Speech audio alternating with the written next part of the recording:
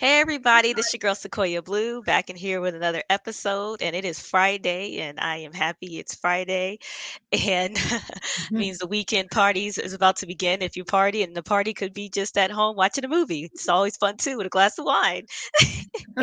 Today we have a special guest. We have Kim Sorrelle. She's the author of the book called Love Is, and it's about her journey on finding out what true love is. Can you tell us a little bit about like how did you come up with this idea of this book? Like I know you went through some things, your husband passed and you had to go and find yourself again. Like, yeah, take us through that journey. Yeah, well, a few years ago, I was diagnosed with breast cancer, and 4 months later, my husband was diagnosed with pancreatic cancer and passed away 6 weeks after that. And I was 47 years old and thought that I was gonna grow old with this man who I loved, and we would be 95 years old, sitting on rockers on a front porch, drinking lemonade and smiling at each other or whatever 95-year-old people do on a front porch. And all of a sudden that was gone. He was gone and my life changed dramatically. I had to figure out life again. Mm. And there are some things that it did, losing my husband did to me. And one was it made me question the real meaning of love. And it seems to be this mystery, right? Mm. There's the Nicholas Sparks movies and there's, Oh John yeah. Legend songs, whatever. And Yeah. there's different ways to look at love. And a lot of times people just think about between partners, but love is for everybody, everywhere. It's universal. But what does it really mean? Yeah. What does it really mean? So I decided I would dedicate a year to figuring out the true meaning of love. That's amazing because it reminds me of Eat, Pray, Love.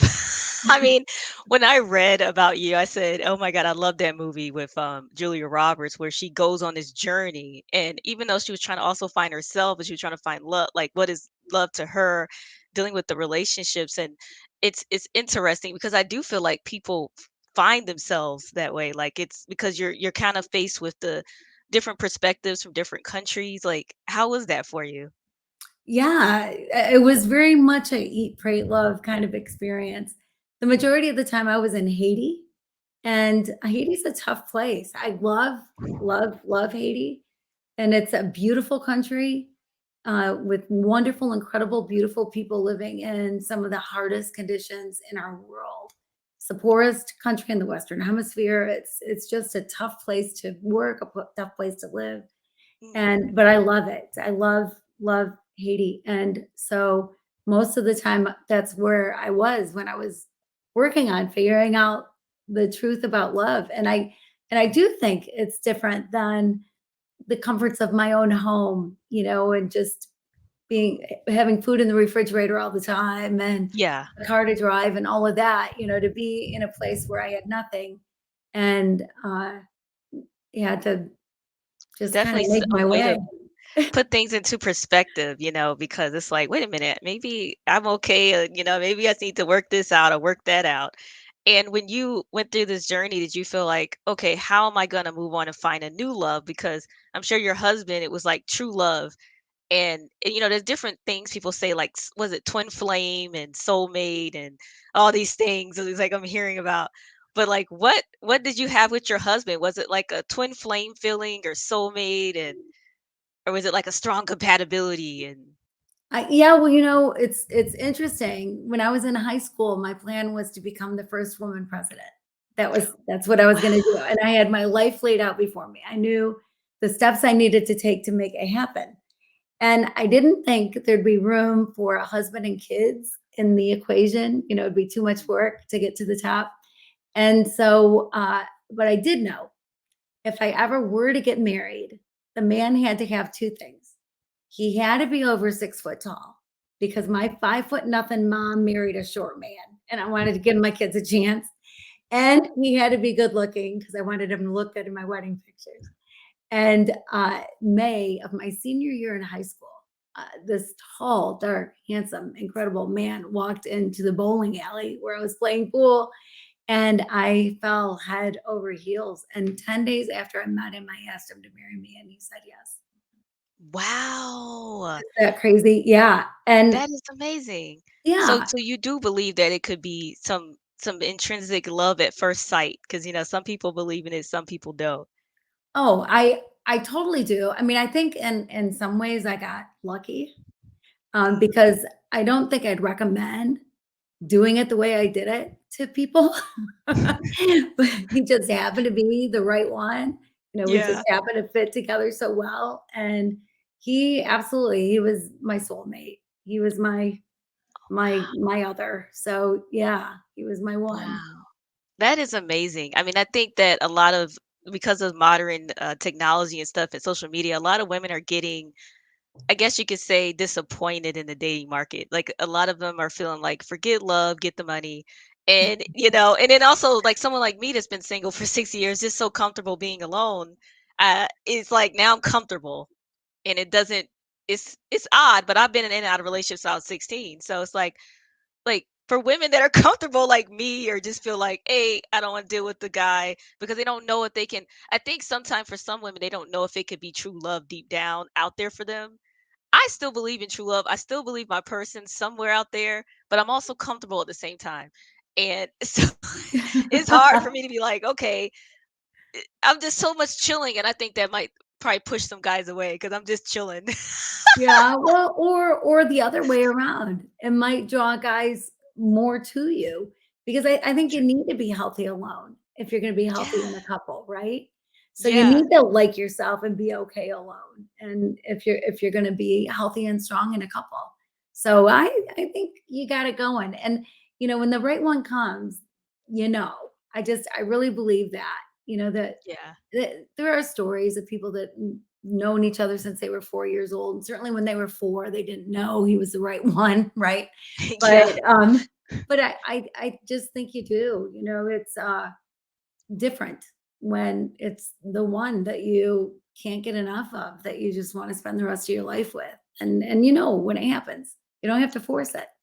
Just You let know it be. what? That's true. I think in the past, like before I knew who I was, I didn't understand the red flags and all those things.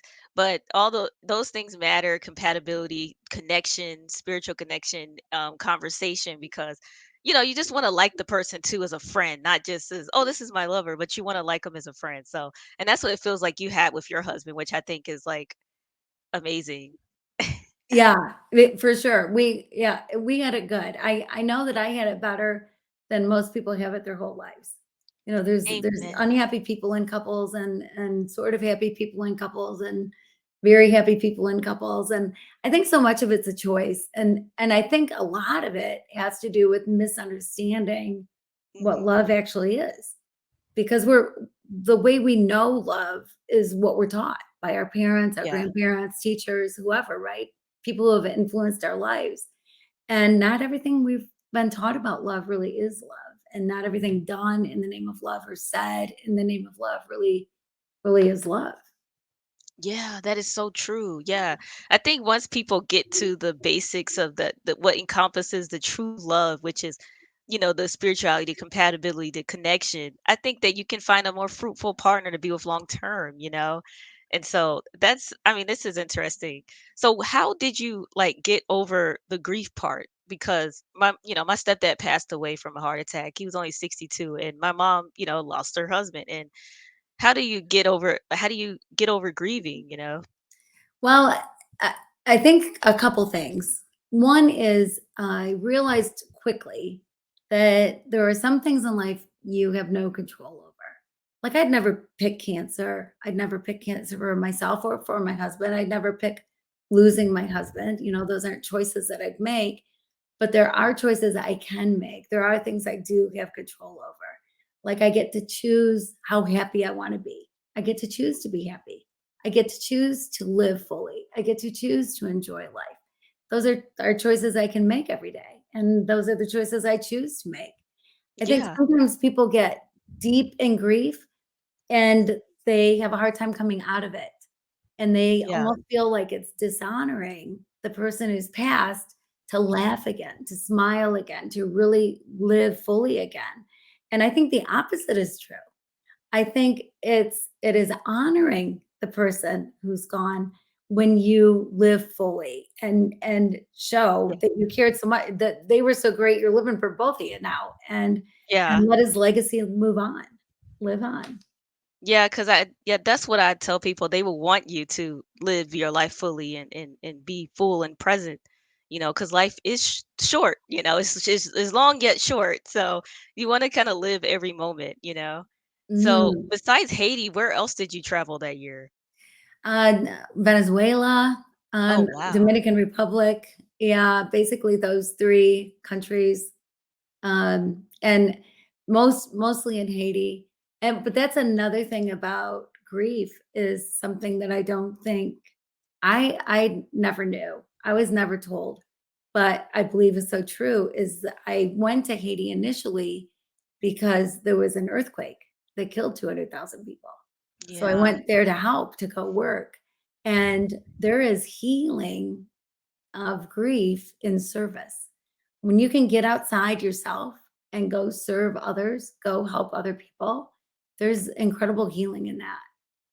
Yeah, I can relate on that. Like, I feel good just giving people like positive vibes, whether it's posts from quotes. I'm a quote lady. So every time if you follow me on Facebook, it's quotes. That's all I post because at the end of the day, it's like I don't really need to complain at the end of the day because I mean, I'm not death is final, but anything else could be overcame. And it could, so I always just I post positivity because I know there's a lot going on right now. And that all we need, everything goes back to love, like you said, like just loving your life, everything, not just your partner, but if you say, okay, this is going on, but you love your life, it could just be more fruitful and maybe you can attract that guy for you or that woman. And I think that's one thing I've been noticing since I've been single for 6 years, just listening to people's stories like yours and stuff like that. It's like, it's, it's just interesting. I'm going to ask one of your questions here. What surprised you the most about love? Well, I think that the thing that really surprised me about love is I thought I knew what it was, and then found out something entirely different. So I used a 2,000-year-old poem, love is patient, love is kind, does not envy, does not boast. Oh yeah. And I decided I would take one word a month and figure out, well, what is love that is patient? What is love that is kind? Because if I could figure out all those words, I could figure out love, is what I thought. And so Mhm. every month, every word was different than what I thought it was going to be. Every single Yeah. word, patience and love that is patient are two different things. Kind and love that is kind, two different things. One of the big things about love is that it's not an emotion like fear or excitement. I think sometimes we just think of it as this feeling, this emotion, but that's Mhm. that's not what love is. You don't live in fear. You don't watch a Yeah. scary movie and then that night you hear every creak, and everything after watching a scary movie, but you don't live in that. The next night you No. sleep fine, right? And Yeah. every day is not Disney World. But you live in love. Love is walking, talking, living, breathing, moving. It's who you are. You can be love. You are love. And then how you express that, how you walk that out is up to you. But love is who you True. are. I love that. That's a good answer. Love is who you are because it just it I guess you could say it permeates all over your body because it exudes and then you give it to others and it's energy. Do you believe in law of attraction? I do. Yes, Yeah. absolutely. Yeah, I Yeah. sure do. Yeah, because It's it powerful. seems like energy is not it doesn't go away. It's just going in a flow, and it's an ebb and flow. And I noticed that about life too, just their thoughts and sometimes you can't control anyone else, of course, things happen, but it's just something about the mindset. It does help with any situation. So So yeah, true. Well, and if you think about the people in your life that you really want to spend more time with, the people that really draw you in, it's they probably are living love fully, more yeah, more fully than others. People that are positive and give of themselves freely and are kind and non-judgmental. And because with love, there's no room for judgment. There's no room mhm, for condemnation. There's no room for racism. There's no room for ageism. There's no room for mhm, any ism. You don't yeah, put labels on people and you don't make yeah, assumptions about people. One thing that's incredible about love is that love recognizes that we are all individuals and they're Yeah. and special, right? Like I think about the Mona Lisa. Like Mm. if it ever went up for sale, I don't know how many millions and millions of dollars someone would pay for the Mona Lisa. And it's because it's a one of a kind. It is a one of a Yes. kind masterpiece. And so are you. So are you. Yes. There's never been anybody exactly like you. There never will be anybody exactly like you. Yeah. Nobody has walked in your shoes, right? And so you're one of a kind. You're this beautiful, incredible, one of a kind masterpiece. So how whoever you believe you're created to be it. Be it. And Yes. love yourself. Love who you are because there's nobody like you. There's something very special in that. So Mhm. with love, you recognize that it's okay to have different opinions. There's nothing wrong with that. Of course, we're going to. It'd be a boring world if we didn't have different opinions, right? Yeah. Yeah, but it's how you handle things with people. And Mhm. and there's no room for fixing people. So Yeah. instead of, putting people down and judging them for what they believe, I mean, you can go, you hear people say, "Oh my gosh, well, I love everybody. I love everybody." But those darn Democrats, or I love Oh, everybody, but yeah. those Republicans, or I love everybody, but the Baptists, they got it wrong, or I love everybody, well, there's no Mhm. buts. With love, there's no buts. We're Yeah, all there's in no this buts. together, right? Yeah, yeah. And so Yeah, I often, like that. yeah. And you hear, people will say that love's a two-way street. Like, I think that's one of the biggest mistakes, one of the biggest misconceptions about love Mm, is you hear love's a two-way street, or people will put a number on it. It's 50-50, mm. it's 100-100, Oh, yeah, yeah, yeah, that. right? Yeah, well, Or the love 80/20 rule. yeah, exactly. But love's infinite. It's not like you just have a bucket of it, and when that bucket's gone, like, you gotta spread it out, okay? Because when Yeah. it's gone, it's gone. No, the bucket keeps filling up, filling up, filling up. You're not gonna run out of love. You'll never Yeah, run out you're of love. not when it's true. That's the thing. When it's true love and the person has both people have emotional intelligence.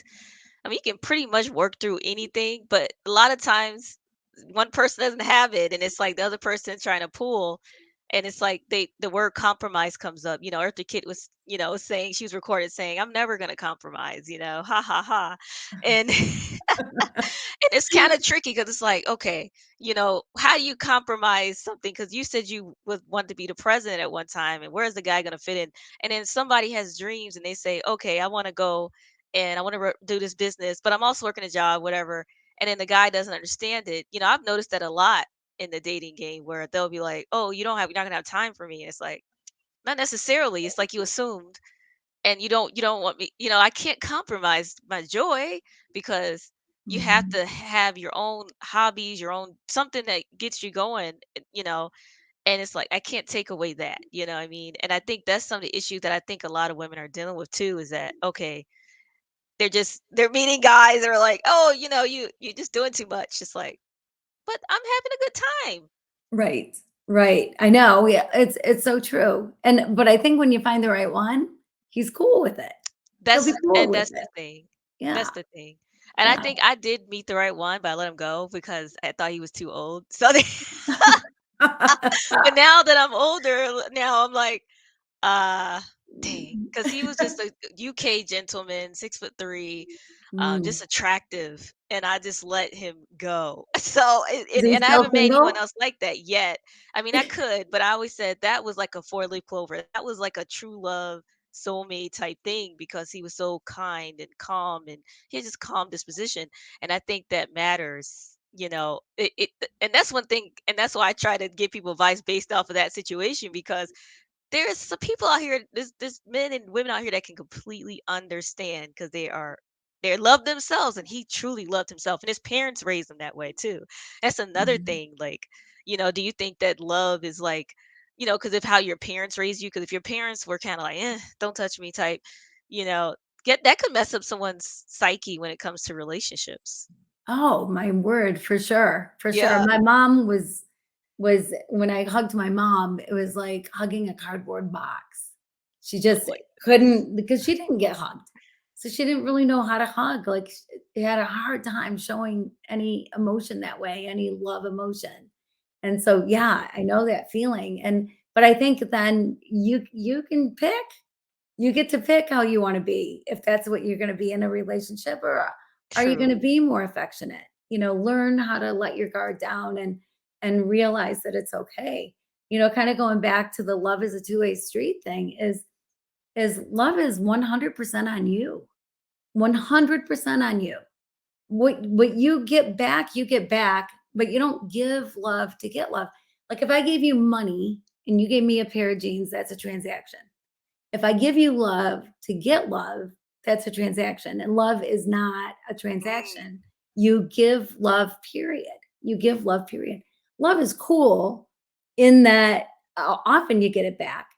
But if you're expecting it back, you're going to be disappointed. You're going to be lonely. You're going to be yeah. disillusioned because nobody's going to live up to your expectations be- Mm, because they don't know them, right? I mean, yeah. I think sometimes like you have a baby, you bring a baby home from the hospital, and you have 100% control, right? You decide when the baby eats, when the baby goes down for a nap, when the baby gets a bath. But then 6, 7, 8 months later, all your Tupperware is all over the kitchen floor. Oh Your pots goodness. and pans are banging everywhere. You realize that you have lost control and you will never get it back. We control nobody but ourselves. So That's we a have fact. no right? So we have no control over the love that's coming to us. So you give love, period. Give love, period. Yes. It's so often your expectations that get us mixed up and messed up in relationships. I like that. I like that because it's true. Like instead, just give your love and just go with that flow. And then if that person it just doesn't vibe with it, then it's okay to move on because you gave your love. You did your part. I love that. What are your favorite chapters in your book? Love is. Well, the very first one, I think, if I only would have lived the first month, I think it would have changed my life a lot. It definitely changed my life a lot. And love is patient. And I went into Yes. it thinking, well, I know what patience is. You know what patience is. You're not honking your horn when Hmm. you're stuck in traffic, right? You're not mad because you're ready to go. They're not ready to go. You're showing patience. But what I figured out about love that is patient is it's so different than that. I just believe you're supposed to love everybody. So whoever you're with, you love them with a love that is patient in a way that you realize that this moment right now is the most important moment of your life. What's in the past is in the past. What's in the future is yet to come. This is the moment. And I'll tell you, to be fully engaged in the moment, I had to practice that. I was not good at that. I thought I was the grand multitasker, like I could be in conversation while I was thinking about a meeting I had later, who had to get to soccer practice, what I had to pick up from the grocery store. And I found Yeah. out that's not true. If I'm going to be engaged, I need to focus and be fully present because that's what love that is patient is it's being fully present. It's not dismissing the person in front of you. It's loving the person in front of you and showing that love by being fully present. And when you are, like it changed my life because instead of assuming what I thought somebody would say, or instead of having my rebuttal ready, while they have to finish talking quick so I can quick say something, I stopped and listened. And when you really listen, you actually hear the words, not what you're assuming the words are. And when you do, everything changes. Your relationship changes with whoever it is. People need to feel that love, need to feel like people care enough to give them a moment in life. We've got these screens in front of us all the time, right? Or you see Yes. people out for dinner and they're on their phones. And, if that's what they want to do, that's what they want to do. No Yeah. judgment. I mean, people can do whatever they want to do. But when you love with love that is patient and you're fully there for somebody, man, they know it and they can feel it. What a great feeling is that? That somebody's Man, giving that you is a all of great them. feeling. That Yeah. is. You just made me think about something as you were speaking about this, and it's like so deep. I think, like I always say, because everything happens for a reason, and every guest is ordained, I feel, to come on the show. But it's just that, like, I was thinking about that, about this gentleman that I dated in LA, and we were never in a relationship, we were just getting to know each other, and, you know, he said something to me, he said, "What was wrong with me?" And I was like, "Oh, this guy's this handsome model guy. I didn't think he was paying me any mind. I thought he was just gonna move on." And he had some model chick or something. But he was curious as to why I didn't want to choose him for a relationship. And I said, I realized I can't assume. And that was wrong about me to assume just because someone is handsome doesn't mean that they're gonna just grab every lady and it's like sometimes we get sucked up in social media and sometimes I have to sit back and say, is this really true? Not really. I mean, yes, there's some situations, but it's not a fact. So I had to, that really was like an aha moment for me. It was like, okay, I can't just, and I let him talk. I didn't say anything back this time but I was just like, that makes sense now, is to not Mm, assume. right, Yeah. So right. Yeah, that's amazing. yeah. Oh, yes. So what would you tell your 18-year-old self? Oh my goodness. I would tell my 18-year-old self to learn what love is. I would have saved my 18-year-old self a whole lot of heartache had I known what love really is and how to live it, how to show it. And that expectations get you in so much trouble. And in fact, my husband taught me a lesson, which I did not want my husband to teach me a lesson. He was not my father. Like I did not think that I was going to get married and my husband would be teaching me a lesson. Like I didn't think life worked that way. But I Mm. had this night where, I thought, "Oh my gosh, I'm gonna treat him so special." We were newly married, and, I thought, "Well, I'll clean the apartment, make it really look nice, and put candles on the table, and make his favorite dinner." He loved lasagna, and he loved German chocolate cake, so I made German chocolate Mm. cake from scratch, so I'm working all day to make this night special, and put on a little something sexy, to greet him at the door when he got home and couldn't wait for him to get home, just counting the minutes and he got home and he walked in and he's like, "Hey, whatever." And I'm like, he's not saying anything about me, about how fine I look right now, or he's not saying anything about how great the place looks. What is wrong with him? And then we sat down for dinner, and I'm thinking, well, certainly he's going to say something about the food. He's going to say, "Great dinner." He's going to say something. He didn't. He didn't say Oh. anything. He talked about his day, whatever. We're just talking. But as time went by, I got madder and madder. I was so mad by the end of the meal because he didn't say anything that I practically threw the cake at him because I was so Oh, upset. no. And he said, what is wrong? What is wrong? I said, "I worked so hard today. I did all these things for you and Oh. listed them off and you have said nothing. You've not said one word." He said, "Now wait a minute." He said, "I can't read your mind. I didn't know you expected me to say these things." He said, "I've done Mm. nothing wrong here. I have done nothing wrong." He said, I have done nothing wrong." He said, "It's your expectations that have gotten you in trouble. It's your Wow. expectations that have gotten you upset." Well, I was so mad that I went into the bedroom because I'm thinking, who is he to teach me anything? So I went into the bedroom and I slammed the door and I'm like, what's he talking? He's blaming me. He's Wow. blaming me for this, my expectations. What is he saying? What? What? And then I went, oh, my expectations. I mean, it was so true.